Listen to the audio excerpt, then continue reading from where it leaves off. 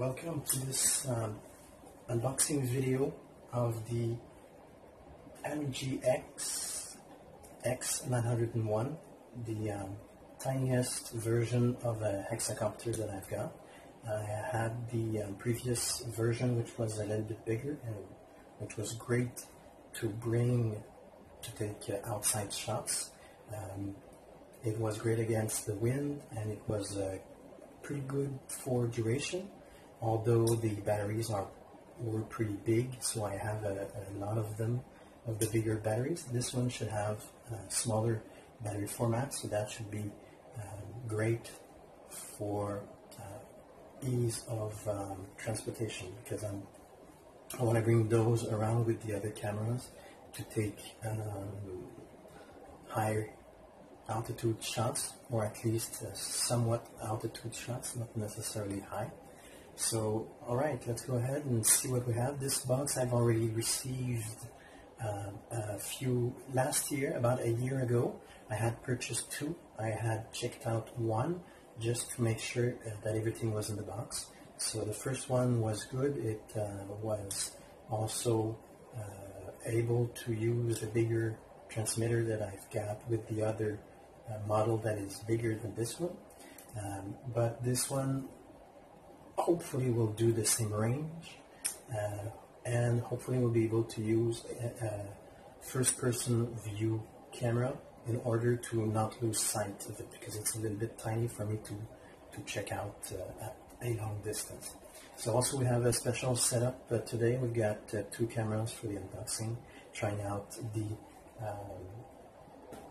new iPhone for the 1080p view, so we'll see if that goes well like this, and also it's gonna require a bit of editing for later viewing. So let's go ahead and start the unboxing. I'm gonna show you what I've received last year in the box, what comes with it, and also if there are anything missing on this box itself. So, okay, first off, we could check out the box a little bit. It says on the box that it's a 2.4 gigahertz transmitter that comes with it. It's a tiny transmitter, so obviously being tiny is not the best thing, but hopefully the bigger one that I have will work with all these smaller units, like I've said before. So there's also two different colors that was possible.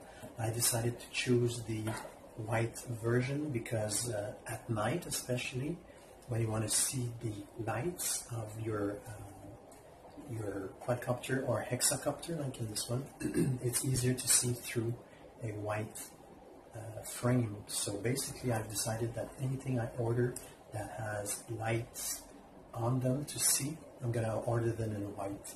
That way it's easier to see the light against through them, because I've ordered an earpiece that was black, and it's very difficult to see when it's charging because the pinhole light that is set on it is not the best size to see. So if it would have been white, I would have been easily able to see if it was charging or not, and since it's black, it's harder to see. So of course black looks cooler, especially when we're talking about flying objects. If they're black, they're easier to see on a white cloudy day. Usually white could be easier maybe on a blue sunny day, but it's a little less often that we see that. So that's the reason I chose two white ones, and my bigger one is black, so that way I can fly that one a little easier away. Hopefully these ones will have the FPV, and the black one should have a higher resolution camera eventually on it. The difference is the bigger one has more battery power, so it's able to bring heavier loads. For instance, like this one will require absolutely something small, probably without a battery, which will tap into its own battery. The other one probably could use a camera with a battery in it, and it would allow for a higher runtime, a bigger runtime on the big one. So these ones are rated normally about for 5 minutes flight. Hopefully this battery is a little bigger than most other quadcopters like this one, since this one is a hexacopter. Hopefully it's going to be able to fly a little more, maybe like 50% more time. That would be great. But we'll see about that when I test it in a few days from now. Alright, so let's do the unboxing, shall we? So the box is slightly, has been slightly compressed. That's to be expected, especially when they come from so far. These devices usually come from China. This is where I ordered those.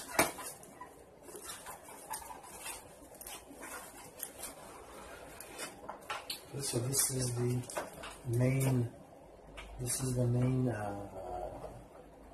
hexacopter. It comes in its different compartment, which is more protection for it.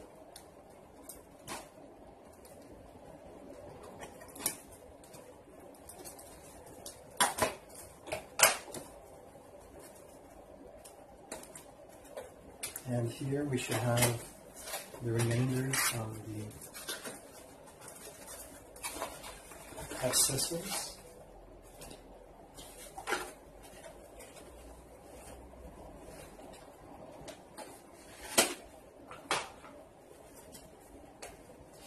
So we've got the microscopic controller that comes with the device, the user guide,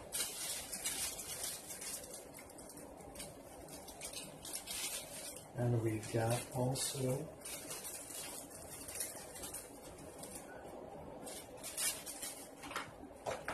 this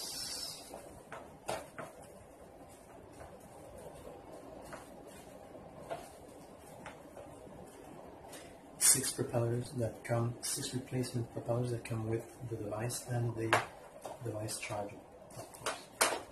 So the main thing about those two, the quadcopters that I've got, the bigger one and this one, the propellers aren't screwed in. So I feared it might have caused some issues with losing them because they're only held on with pressure on the shafts of the device. But what I've found with the other quadcopters that I had, which had screwed-in propellers, those tended to burn out the motors when you hit something. The propeller, since it's screwed in, it doesn't come off, and the motor would burn up, and I would lose a motor. So I replaced the motor each time. That wasn't too great. With those hexacopters, they have propellers that if you hit too hard on them, the shaft will spin inside of them. So you tend probably to burn out less the motors. I've never burned out a motor yet on those kinds of setup, which has a propeller that's just pressure held. And so they still give you extra propellers. That's going to be good, especially if I lose one, if it happens. I haven't tested them out yet for this model. The other model, I never lost a propeller. I think maybe I've run it once into the grass and it came off once, but not in flight. So that was my main issue, especially if it's loaded with a camera under it, that you wouldn't want to have a propeller fall out or be dislodged because of the weight and wind pressure ratio. So that hasn't happened yet. I haven't tested it with a big camera either, so we'll see. And so yeah, the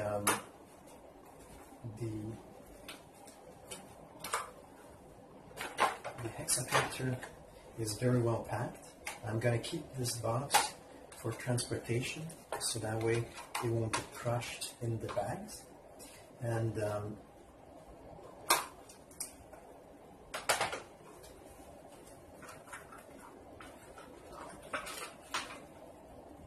so that's about the size of a hand.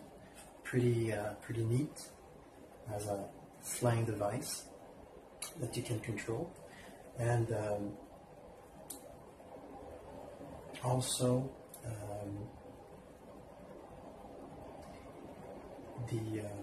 it takes about, usually I would expect about 20 minutes to charge, 20-30 minutes maximum. So having more than one will help me use it more while the other is charging. So this is the lights that are useful during the night time and also during the day. During the day it's hard to see them, to find the orientation. So what I'm going to try this time is I'm going to try headless mode for taking pictures up in the sky. And once the pictures are taken, if I want to use it as a sport, just to practice flying it around, I'm going to turn, yeah, this one I can't turn the lights off. Maybe I can. I'll have to check on the remote. The other version I could turn it off, but it's a little bit bigger of a hexacopter. This one, I'm not sure if you can turn off the lights, but during the day, I'm pretty sure I won't be able to see them from far. They are quite bright to see at dusk and at night. So I'm probably going to have to try them early in the morning before the sun is up, like I did last year. Last year I was flying it mostly in the mornings before the sun was up. So that was neat to see them with the lights. And during the day, usually it's easier to see them anyways, just by trusting where they were last time at that position, and probably using the headless mode just to avoid losing them from orientation problems. So this is pretty much what you get in the box. Neat device. I'm really enjoying those, even though they are small. Usually I use the small ones for practicing in winter inside. This one I hope I'm going to be able to extend the range, have an FPV camera on it, and use it during the summer as any other kind of quadcopter I had before, or the bigger hexacopter that I have. And hopefully it's going to be able to help take good pictures, aerial pictures, and maybe some video of special areas that I want to map out. There are always situations where you need to have a view from a certain height, and that could help do this without having a crane or some other device that's required. Of course, you won't have the same picture quality, and it's going to move a little bit more, but it's still incredible to think that we are able in this day and age to control such a device at such a range that we have. So yeah, very, very interesting. I'm very surprised at how good those devices are, and hopefully they're going to bring us even better things in the years to come. Maybe with an integrated camera. What I would really want to see is, instead of having all the cameras on the front like most of them are, to have them on the bottom. Having them on the bottom, you could take pictures from top of the places you go, and video. Of course, you could do overhead video of people, hopefully in 1080p pictures at least, and 720p video, hopefully. 480p video would be nice also, because like I'm doing now at the moment, I'm using picture-in-picture to put details in my videos. So 480p, sorry, I'm mixing up with the 720. 480p is, I think, perfect for the picture-in-picture, and 1080p is pretty good for normal background resolution. I will look into cameras of 4K, but what I would do is probably heighten the rate of the 4K to have 1080p at a higher rate, like 60 frames per second or 120 frames per second. And that way it would allow, when objects are moving or when the camera is moving very fast, you still have a sharp picture because you get more frames per second. Hopefully that's going to be possible to do with the cameras to come in the near future. So thank you for watching. Hope this test goes well, and we'll have a good time seeing the videos. Have a nice day. Goodbye.